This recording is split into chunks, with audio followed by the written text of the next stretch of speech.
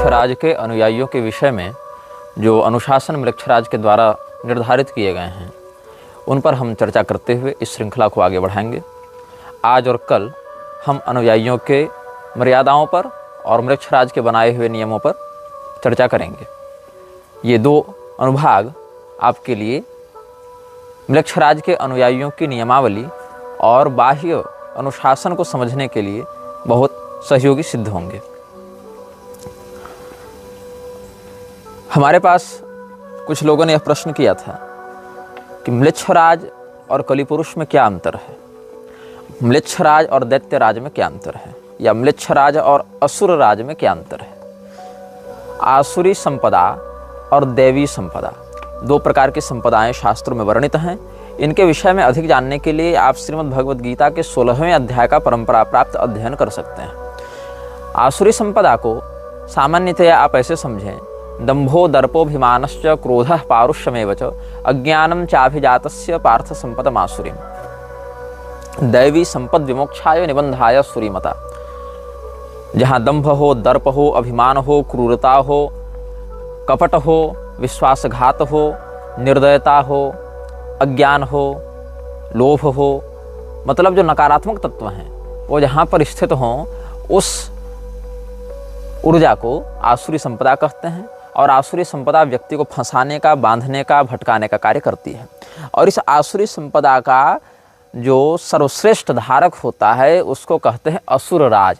वर्तमान में असुर राज के पद पर महाराज बलि की प्रतिष्ठा है, तो आसुरी संपदा का पूरा अधिकार उनके पास है। यद्यपि महाराज बलि व्यक्तिगत रूप से भगवान के भक्त हैं, किंतु आसुरी संपदा का विभाग चूंकि उनका है और कोई भी सृष्टिक्रम बिना आसुरी संपदा और दैवी संपदा को सम्मिलित किए आगे नहीं बढ़ सकती है। कोई भी सृष्टि प्रक्रिया, कोई भी सृष्टिक्रम नहीं बढ़ सकता है आगे, जब तक उसमें तमोगुण नहीं होगा, जब तक उसमें आसुरी संपदा नहीं होगी, जब तक उसमें कलियुग नहीं होगा। जैसे आपका जब शरीर बनेगा उसमें मलमूत्र इत्यादि के तत्व से जुड़े हुए अभिक्रिया और अंग भी बनाए जाएंगे, तभी वो शरीर संपूर्ण होगा, नहीं तो वह शरीर नहीं बनेगा। उसी प्रकार इस सृष्टि को बनाने के लिए सत्वगुण के साथ साथ रजोगुण और तमोगुण की भी आवश्यकता है। कालक्रमानुसार व्यवस्थित करने के लिए जाड़ा, गर्मी, बरसात, दिन, रात सबकी आवश्यकता है। सत्ययुग, त्रेतायुग, द्वापर युग, कलयुग सबकी आवश्यकता है। तो म्लेच्छराज कौन है? कलयुग का एक प्रतिनिधि जो कलयुग के विस्तार के लिए कलयुग के द्वारा दी गई शक्तियों का अनाम म्लेच्छादि अलग अलग पैशाचिक तत्वों के आश्रय से विस्तार करता है। और कलयुग कौन है? असुर राज के माध्यम से उसके अभियान को, आसुरी संपदा को आगे बढ़ाने के लिए निर्धारित किए गए एक विशेष कालखंड का नाम कलयुग है। तो कलयुग और असुर राज दोनों समझौता करते हैं। इसमें कलयुग शक्तियां देता है और असुर राज उद्देश्य देता है म्लेच्छराज को। मतलब म्लेच्छराज के ऊपर है कलिपुरुष कलयुग, और कलयुग के ऊपर है असुर राज। तो कलयुग के ऊपर है असुर राज से तात्पर्य यह है कि कलयुग तो एक समय का खंड है, कालखंड है, जिसका एक अधिष्ठाता तत्व है। वह कलयुग दिखता कैसे है, उसका स्वरूप कैसा है? तो पिशाच वदनः क्रूरः कलिश्च कलह प्रियः वाम हस्ते धृतः शिष्णः दक्षे जिह्वां च नृत्यति। अपने दाहिने हाथ में जिह्वा को पकड़ के और अपने बाएं हाथ में लिंग को पकड़कर जो नग्न होकर अट्टहास कर रहा है, पिशाच के समान जो क्रूर दिखता है और कलह में जिसको बहुत रुचि है, ऐसे तत्व को कलिपुरुष कहा जाता है। और यह कलिपुरुष म्लेच्छराज का आराध्य भी होता है। म्लेच्छराज को शक्तियां यही प्रदान करता है। जब म्लेच्छराज की शक्तियां क्षीण होती हैं तो कलिपुरुष ही उसको शक्ति देता है, और जब कलिपुरुष भी क्षीण होने लगता है तब असुर राज के माध्यम से कलिपुरुष को अभिवृद्धि प्रदान की जाती है, कलिपुरुष को पुष्ट किया जाता है। तो हम यह बता रहे थे कि वर्तमान में जो असुरराज, दैत्यराज, बलि हैं, उन्हीं के निर्देश पर कलयुग कार्य करता है और कलिपुरुष के निर्देश पर म्लेच्छराज कार्य करता है। फिर कुछ लोगों ने पूछा कि म्लेच्छराज और रावण में अगर युद्ध हो तो कौन जीतेगा? अरे भैया, रावण के सामने क्या है म्लेच्छराज? रावण अपनी पलक झपकते ही 1000 म्लेच्छराज को ऐसे ही निपटा सकता है। म्लेच्छराज इत्यादि की वास्तविक शक्ति देखें तो देवराज इंद्र के सामने भी कुछ नहीं है। देवराज इंद्र अपितु एक बार म्लेच्छराज को हरा चुके हैं, लेकिन देवराज इंद्र के प्रधान शत्रु तो असुरराज बलि हैं, इसलिए वो म्लेच्छराज से सीधे नहीं भिड़ते। शियान मेगमे तेनसाई पंचम इस नाम से एक वीडियो गेम भी लॉन्च हुआ था, और उस वीडियो गेम में आर्तम्लेक्ष का किरदार भी था। ये मुझे नहीं पता थी ये बात, लेकिन जब से हमने यह श्रृंखला प्रारंभ की है तब से बहुत से लोग संपर्क कर करके बता रहे हैं अपने अनुभव, बता रहे हैं अपने अभियान के बारे में, और बता रहे हैं कि इंटरनेट पर और भी कहाँ कहाँ क्या क्या चीज़ें संकेत के रूप में उपलब्ध हैं। तो एक गेम का उन्होंने मुझे लिंक भेजा था किसी सज्जन ने, उसमें लिखते हैं शियान मेगामी तेंसाई 5 आर्तम्लेक्ष हार्ड मोड। ये YouTube पर उपलब्ध है इस गेम का ट्यूटोरियल, और यहाँ पर आर्तम्लेक्ष का कुछ वैसा ही स्वरूप वर्णित है जैसा हमने बताया था। तो इस प्रकार से गेम इत्यादि के माध्यम से भी ये शक्ति लोगों को भटकाने का या अपनी ओर आकर्षित करने का कार्य करती है। अब हम आपको एक छोटा सा संकेत करेंगे, आपको थोड़ा सा परिश्रम स्वयं करना पड़ेगा। मैं चाहता तो इसकी लिंक दे सकता था, लेकिन मैं आपको लिंक नहीं दूंगा, मैं बस आपको विषय बता देता हूँ। 1989 ईस्वी में 1989 एक घटना घटित हुई थी। तेरेसा नाम की एक 15 साल की बच्ची जो ब्रिटिश नागरिक थी, ब्रिटेन की वो लड़की, ब्रिटिश लड़की जिसका नाम था टेरेसा, 15 साल की थी।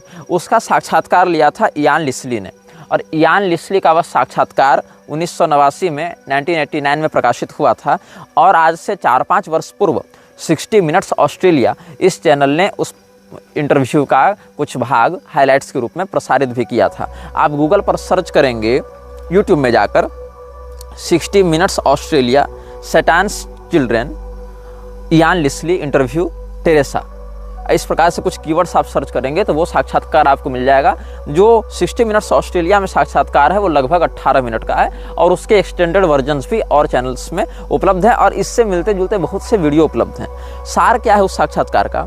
टेरेसा नाम की एक बच्ची के माता पिता का तलाक हो जाता है। माता पिता के तलाक के बाद वह अपने पिता की कस्टडी में जाती है, लेकिन उसका पिता उसे छोड़ देता है अपनी माँ के पास, मतलब लड़की अपनी दादी के साथ रहने लगती है। और उसकी दादी म्लेच्छराज से जुड़े किसी संस्था में काम करती थी, वहाँ से वह जुड़ी हुई थी।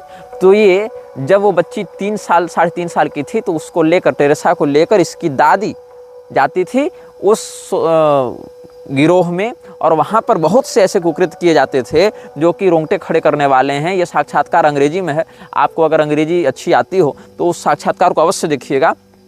वहाँ उस बच्ची ने सब कुछ बताया है कि कैसे, जब वो बच्ची 15 साल की हुई तब ये साक्षात्कार लिया गया, तो 12 साल में उसके साथ क्या क्या हुआ इसको उसने बहुत अच्छे से बताया है। वहाँ पर उसने कहा कि 10-10, 20-20 लोग मेरा बलात्कार करते थे और मेरी दादी हंसती रहती थी, और मेरी दादी भी बहुत से पुरुषों से संबंध बनाती थी और मुझे भी बनाने के लिए कहती थी और मुझे बनाना पड़ता था। तो पहले तो ज़्यादा कुछ हुआ नहीं, 11 साल की उम्र में जब हम गर्भवती हो गए तो 11 साल की उम्र में हमारा बच्चा जब जन्म लिया तो हम वहीं पर थे। फिर उस बच्चे को मेरे सामने मारा गया और उस बच्चे को मुझे खिलाया गया, और उसके बाद से जब हम गर्भवती होने लगे तो 8 बार हमारा गर्भपात करवाया गया, और केवल मनुष्यों से नहीं, गधे से, बकरे से संभोग करवाया जाता था। Sexual abuse, anal sex, oral sex सब करते थे वो लोग। और वो जो लोग थे जो इस रिचुअल्स को करते थे, जो ये शैतानी क्रियाएं करते थे, वो बहुत बड़े बड़े अमीर लोग हुआ करते थे। उनके घर, उनकी कोठियाँ बहुत बड़ी बड़ी होती थीं, और मेरी दादी वहाँ काम करती थी, वहाँ की मेंबर थी। और वहाँ पर छोटे छोटे बच्चों को ले जाया जाता था, छोटे छोटे बच्चों की बलि दी जाती थी। वहाँ पर कई प्रकार के बलिदान शैतान के लिए किए जाते थे। एक तो एनिमल सेक्रीफाइस है, पशु का बलिदान। दूसरा है ह्यूमन सेक्रीफाइस, मतलब इंसान की बलि। तीसरा है सेक्सुअल सेक्रीफाइस, मतलब संभोग क्रिया के माध्यम से कुछ ऐसी क्रियाएं वो करते थे। और फेटस को, भ्रूण को निकालकर गर्भपात करके या फिर नवजात बच्चे की बलि देकर भी शैतान को संतुष्ट किया जाता था वहाँ पर।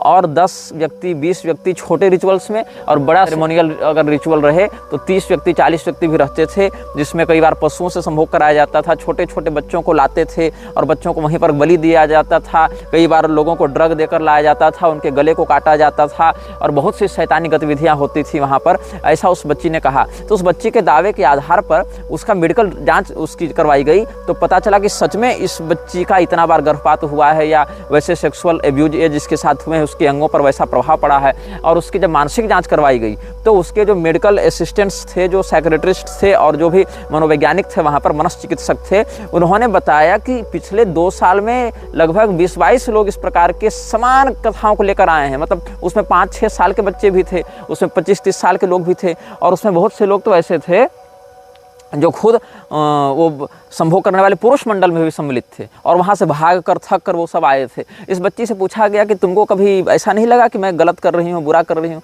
उस बच्ची ने कहा कि मैं जब जन्मी, मैं बड़ी हुई, थोड़ी बहुत मुझे चलने बोलने की अकल आई तो मुझे इसी ज़िंदगी में ढकेला गया, तो मुझे लगा ये नॉर्मल ज़िंदगी का हिस्सा है। जैसे आपको कड़वी दवा खाना अच्छा नहीं लगता लेकिन आप खाते हैं इसको नॉर्मल समझकर, वैसे मुझे ये सब अच्छा नहीं लगता था, लेकिन मुझे लगा शायद पूरी दुनिया ऐसा ही करती होगी कि अपने पहले बच्चे को खा जाओ। और देखो विचित्र बात क्या है कि पिछले अनुभाग में ही हम इस बात को बता रहे थे कि कैसे अपने बच्चे का मांस खाना नॉर्मलाइज किया जा सकता है, एक उदाहरण को समझाने के लिए। और आज ही प्रातःकाल मुझे ये इंटरव्यू देखने को मिला और वो इंटरव्यू वास्तव में बहुत हृदय विदारक है। और मैं उसकी लिंक तो नहीं दूंगा, आप यान लेस्ली के द्वारा टेरेसा का जो साक्षात्कार लिया गया था 1989 में, उसको आप यूट्यूब पर सर्च करेंगे 60 मिनट्स ऑस्ट्रेलिया, तो इस चैनल पर उसका पूरा विवरण आपको मिल जाएगा। तो उसने एक कविता लिखी थी, 3 पंक्ति की मात्र कविता है जो उस बच्ची ने लिखी थी। उसमें कहती है, nothing left, I would scream but there is no voice left, I would cry but there are no tears left, I would fight but there is no strength left. अर्थ यह है, मैं चिल्लाना चाहती हूँ, मैं चिल्लाती, लेकिन मेरी आवाज़ नहीं बची।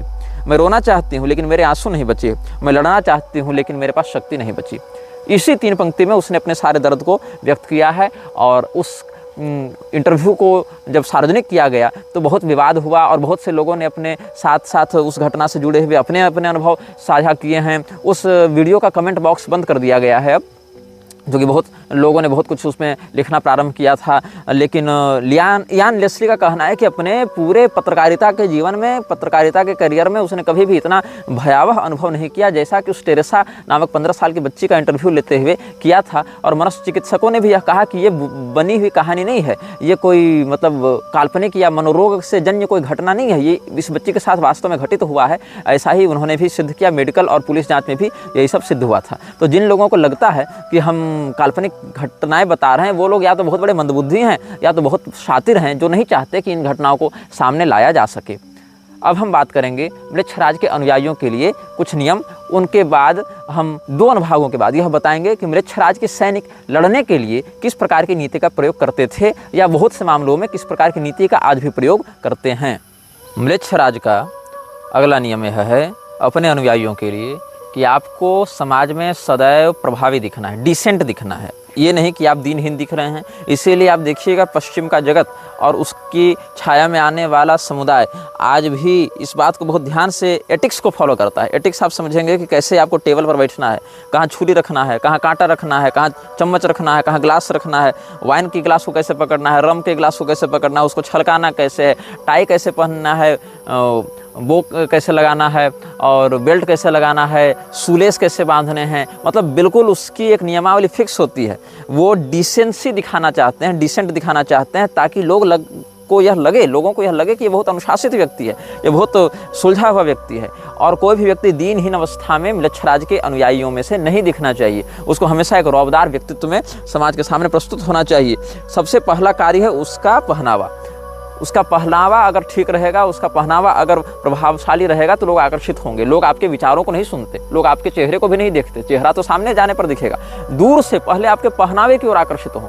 इसी के लिए फैशन शोज अपनाए जाते हैं, बनाए जाते हैं, ट्रेंड्स चलाए जाते हैं फैशन के नाम पर। और जो बहुत ही वाहियात और थर्ड क्लास चीज़ें होती हैं उनको भी सेलिब्रिटीज़ के माध्यम से प्रमोट किया जाता है ताकि वो एक सामान्य अनुशासन में लोगों के दिमाग में बैठ जाए कि हाँ ये करेंगे तो हम कूल लगेंगे, यह करेंगे तो हमें प्रगतिशील माना जाएगा, ये करेंगे तो हमें मॉडर्न समझा जाएगा। तो पहले डिसेंट बनो और डिसेंट बनने के बाद लोगों के मन में अपने व्यक्तित्व की छाप छोड़ो। यह म्लेच्छराज का अगला नियम है। म्लेच्छराज अपने वरिष्ठ अनुयायियों के लिए एक और नियम बनाता है कि रेगिस्तान के निकट रहें, रेगिस्तान की यात्रा करते रहें। इसमें एक बहुत ही रहस्यपूर्ण बात है कि अशुचि मरुदेश निवासिनः, जो हमने आपको कुल्लूक भट्ट की टीका से बताया था, और वहाँ पर पिशाचों को मरुदेश में रहने वाला बताया गया है। और भारत में भी राजस्थान में जो लोहारगल तीर्थ है वहाँ पर ही म्लेच्छराज समाश्रितम ऐसा कहा गया है। तो म्लेच्छराजों की जो ऊर्जा है, वह जो पावर हाउस है उनका, वह अधिकांशतः रेगिस्तानी क्षेत्रों को प्रभावित करता है। वहाँ उसको एकांत मिलता है, सुनसान मिलता है, तपती रेत में उसकी ऊर्जाएं अधिक विकसित होती हैं। उसी के लिए वह, क्योंकि वहाँ रेगिस्तान में ब्रह्महत्या का वास है। आप ध्यान से अगर इस प्रकरण को समझे होंगे, जहाँ देवराज इंद्र ने विश्वरूप के माध्यम से जो ब्रह्महत्या प्राप्त हुई उनके वध के कारण, उसको 4 भागों में बांटा था। तो कहीं कहीं 6 भाग भी है, भ्रूण और अग्नि मिलाकर, लेकिन प्रधानता से 4 भागों में बांटा था। उसमें एक भाग पृथ्वी को प्राप्त हुआ। तो पृथ्वी में जहाँ बंजर और मरुस्थल इत्यादि वाली भूमियाँ हैं, वहाँ उस ब्रह्महत्या का प्रभाव बहुत अधिक रहता है। और जो ब्रह्म हत्या है, भ्रूण हत्या है, गो हत्या है, ये सब पाप पिशाचों के चित्तवृत्ति को आकर्षित करते हैं, उनका पोषण करते हैं। इसीलिए पिशाच और ऐसी पैशाचिक शक्तियाँ, आसुरी शक्तियाँ हत्या और पाप से घिरे क्षेत्रों में रहती हैं।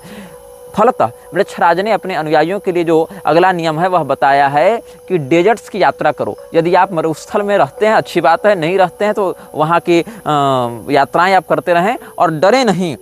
और आपको रेगिस्तान की यात्रा साल में 2 साल में एक बार करनी चाहिए, ताकि आप उसकी जो ज्योति है उसको खाद पानी तेल ये सब मिलता रहे, अनाम लक्ष्य की ज्योति आपके हृदय में विकसित होती रहे। Don't be afraid to go to the desert road alone.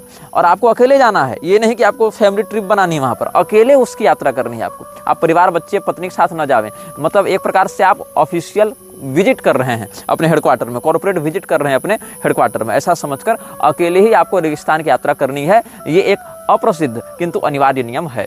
म्लेच्छराज के अनुयायियों के लिए घर से बाहर निकलने के समय समय देखने के यंत्र को पहनना अनिवार्य है। या तो आप घड़ी पहने, या तो आप मोबाइल रखें, या तो ऐसे समय प्रदर्शक यंत्र। ये नियम पहले नहीं था। ये नियम जब से समय इत्यादि का विशेष महत्व हो गया यांत्रिक दृष्टिकोण से, तब से ये नियम अनिवार्यतः लागू किया गया है। क्योंकि बहुत से ऐसे अभियान थे जो समय के सटीक रूप से ज्ञात न होने के कारण पीछे हट जाते थे। म्लेच्छराज के बहुत से ऐसे अभियान थे जो उसके अनुयायी पूरा तो करना चाहते थे, लेकिन समय का व्यवस्थापन ठीक से नहीं हो पाया। 5 मिनट के लिए मिस कर गए, 50 मिनट के लिए मिस कर गए, तो टाइम जोन का भी अंतर पड़ता है। तो ऐसी स्थिति में म्लेच्छराज ने कहा कि भाई घड़ी पहनना प्रारंभ करो और एक ऐसे यंत्र को धारण करो जिससे तुमको समय को समझने में सुविधा हो। समय का ध्यान रखोगे तो वह ज्योति तुम्हारा साथ देगी, क्योंकि hours of light are limited. यही उसका कहना है कि प्रकाश के घंटे सीमित होते हैं। इसीलिए जब वह ज्योति अपने विकास में हो तो तुम्हें बताए गए कार्य को पूरा कर लेना है। यह अगला नियम है। समय के यंत्र के बिना आप कहीं की यात्रा नहीं कर सकते हैं। म्लेच्छराज का अगला नियम यह कहता है,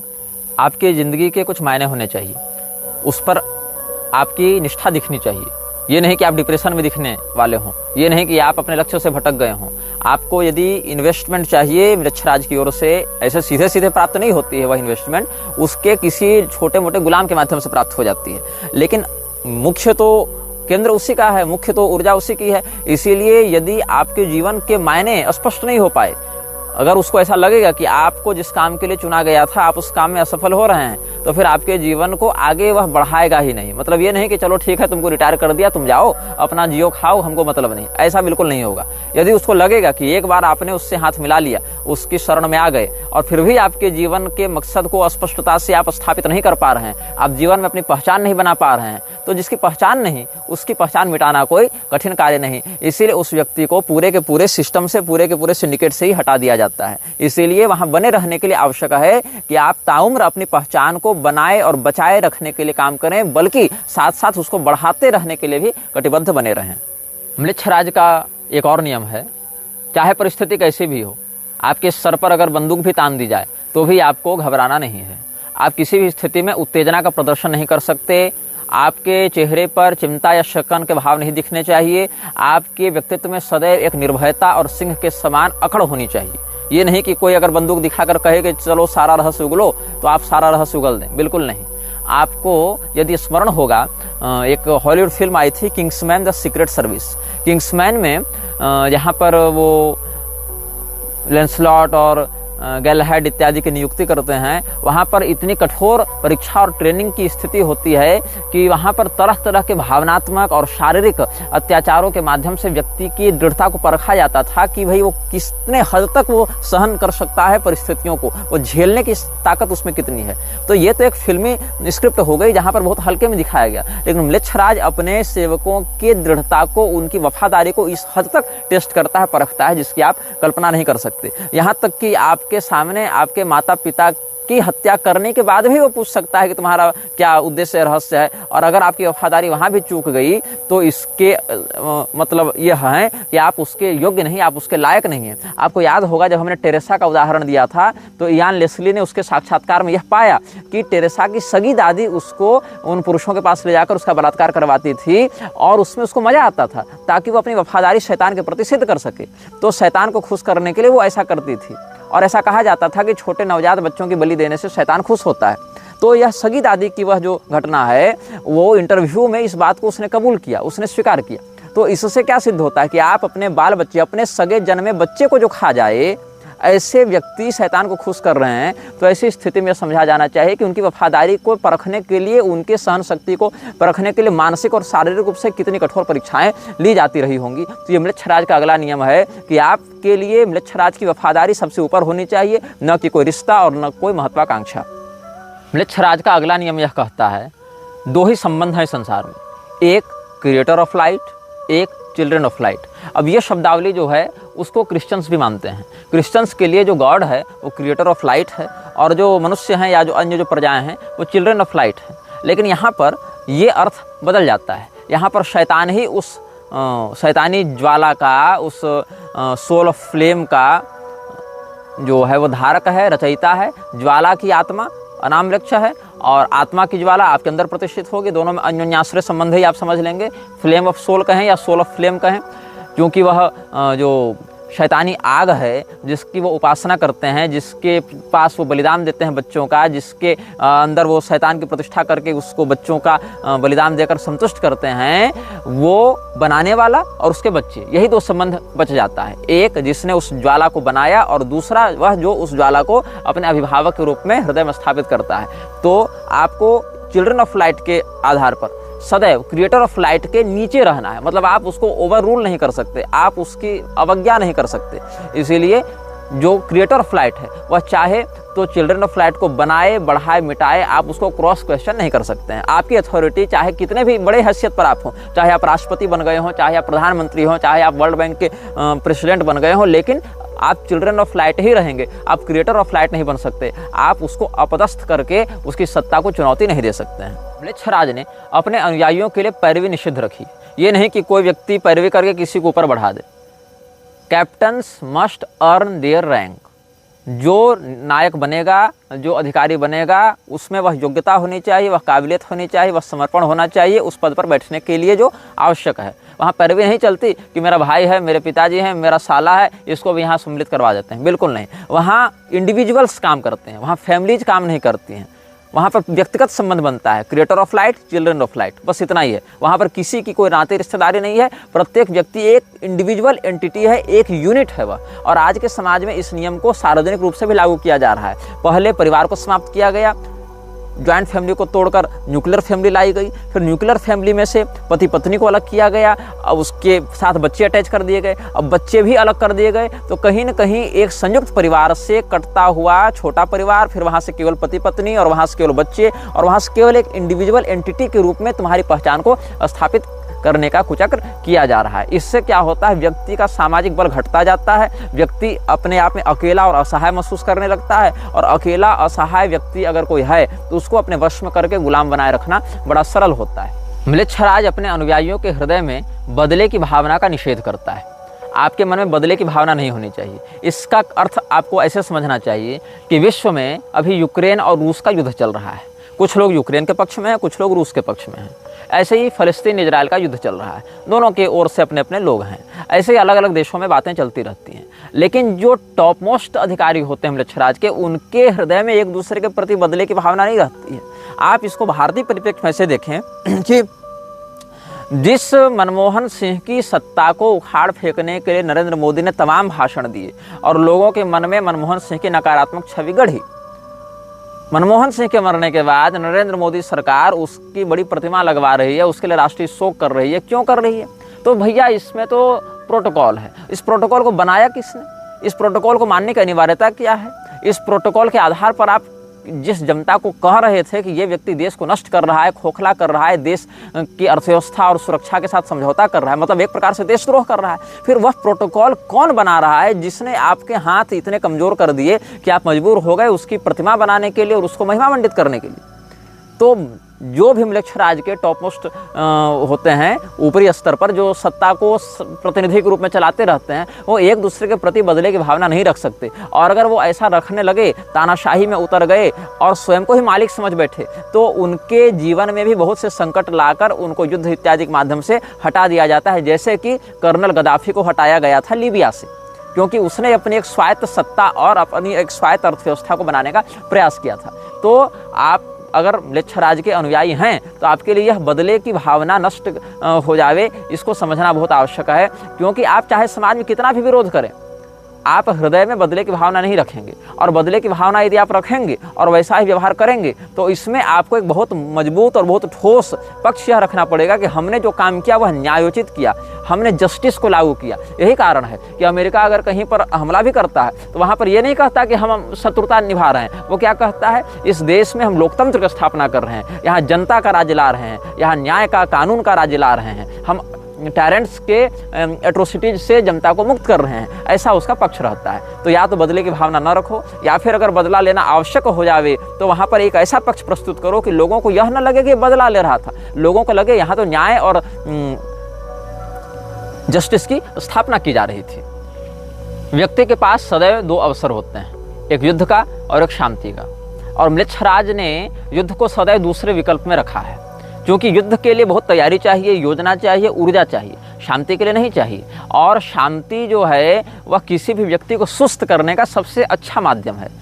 अभी देश में अगर युद्ध हो जावे तो सभी लोग हड़बड़ा जाएंगे, उनकी ऊर्जाएं अलग अलग विभागों में बट जाएंगी, उनकी प्रोडक्टिविटी समाप्त हो जाएगी। केवल युद्ध से जुड़े हुए जो इंडस्ट्रीज हैं उनका विकास होगा, लेकिन बाकी इंडस्ट्रीज बैठ जाएंगे, रसातल चले जाएंगे, नष्ट हो जाएंगे। और कहीं ना कहीं अगर सर्वाइवल का प्रश्न आया, अगर सर्वाइवल क्राइसिस की बात आई, अगर अस्तित्व की बात आई, तो जो व्यक्ति कायर भी है वह भी अपेक्षाकृत अधिक पराक्रमी बन जाता है परिस्थिति की मार से। इसीलिए युद्ध को दूसरे विकल्प में रखता है म्लेच्छराज। पहला विकल्प यह रहता है कि तुम शांतिपूर्ण समाज की स्थापना करो ताकि लोगों का ध्यान प्रोडक्टिविटी में रहे, लोगों का ध्यान हमारे लिए ऊर्जा, हमारे लिए अर्थव्यवस्था, हमारे लिए उद्योग को बढ़ाने में लगी रहे, और लोगों को रहे कि हम तो एक सफल और सुरक्षित जीवन जी रहे हैं। और जिस व्यक्ति को अपने सफल और सुरक्षित होने का भ्रम हो जाता है वो कभी भी अपने ऊपर आने वाले संकट के लिए पूर्व तैयारी नहीं कर सकता है। और जो पहले से तैयारी करके नहीं रहेगा, उसके घर में आग लगेगी, कुआं रहेगा नहीं तो पानी लाएगा कहाँ से? आग लगने पर कुआं खोदेगा भी तो उसको अभिष्ट फल की प्राप्ति नहीं होगी। और युद्ध केवल तभी किया जाता है जब युद्ध करना शांति की अपेक्षा अधिक लाभदायी हो, अधिक फायदेमंद हो। इसीलिए म्लेच्छराज का अगला नियम यह है कि हर व्यक्ति के पास दो विकल्प होते हैं, एक शांति का और एक युद्ध का, जिसमें युद्ध का विकल्प सदैव दूसरा होना चाहिए। म्लेच्छराज का 40वां नियम है, इस विश्व का मालिक कोई नहीं। जिन लोगों को आप सत्ता में बैठे हुए देख रहे हैं वो मालिक नहीं है। कहने का भाव यह है, आपको क्या लगता है देश का मालिक कौन है? तो ये नेता है, ये पार्टी है, ये सरकार है, ये सब मालिक हैं। लेकिन ऐसा नहीं है। इसीलिए नेता, पार्टी, सरकार के द्वारा दिए गए किसी भी गारंटी पर भरोसा मत करो। मैं धारक को 10 रुपये अदा करने का वचन देता हूँ, ये जिस संस्था ने लिख कर दिया है वो संस्था भी मालिक नहीं है। इसीलिए कोई भी व्यक्ति इस दुनिया को रूल नहीं करता जिन लोगों को आप देख रहे हैं, और जो इस दुनिया को रूल कर रहे हैं उन लोगों को आप नहीं देख रहे हैं। इसलिए म्लेच्छराज के अनुयायियों के लिए 40वां नियम अनिवार्यतः यह होता है कि जिन व्यक्तियों को आप सत्ता में बैठा हुआ देख रहे हैं उनमें से कोई भी व्यक्ति असली मालिक नहीं है। इसलिए उनके द्वारा कहे गए वचनों पर आप भरोसा मत करें। आप केवल उस ज्योति की जो प्रेरणा है, जो मानसिक तरंगे हैं, उनका संकेत समझें, उनका पीछा करें, उनको फॉलो करें। अपने नेता के द्वारा कहे गए वचनों पर विश्वास करने से दुष्परिणाम यह होगा, हो सकता है वह नेता किसी और प्रोजेक्ट के लिए काम कर रहा हो, उसके माध्यम से जो बयान दिया जा रहा है उसके पीछे कुछ और योजना कार्य कर रही हो और आपका डिपार्टमेंट कुछ और हो। इसीलिए कभी भी जिन लोगों को सत्ता में प्रत्यक्ष रूप से बैठाया जाता है वो वास्तव में सत्ता चला नहीं रहे होते, और जो व्यक्ति नहीं दिख रहे हैं उन्हीं के हाथ में पूरी सत्ता की बागडोर होती है। इसीलिए इस विश्व पर कंट्रोल करने वाली जो आसुरी शक्तियां हैं उन्होंने सदैव समाज को इस भ्रम में डाले रखा कि उनका कोई अस्तित्व नहीं है, और जिसका अस्तित्व नहीं है आप उससे लड़ नहीं सकते। आप अगर उसके बारे में चर्चा करेंगे तो उसको प्रमाणित नहीं कर सकते, और जिससे लड़ना संभव नहीं, जिसको सभी लोगों के सामने प्रत्यक्षतः प्रमाणित करना संभव नहीं, उस व्यक्ति के माध्यम से उत्पन्न होने वाले, प्रायोजित होने वाले खतरे बहुत ज़्यादा गंभीर हो जाते हैं और बहुत अधिक विध्वंसकारी परिणाम को सामने लेकर आते हैं। यह वीडियो जल्द ही हटा दिया जा सकता है। कृपया थर्ड पार्टी ऐप्स का उपयोग करके डाउनलोड करें। आप इस वीडियो को अपने चैनल पर फिर से अपलोड भी कर सकते हैं।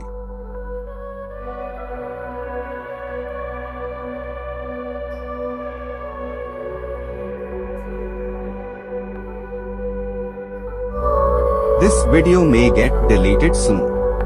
Please download using third-party apps. You may also re-upload this video on your channels. Thank you.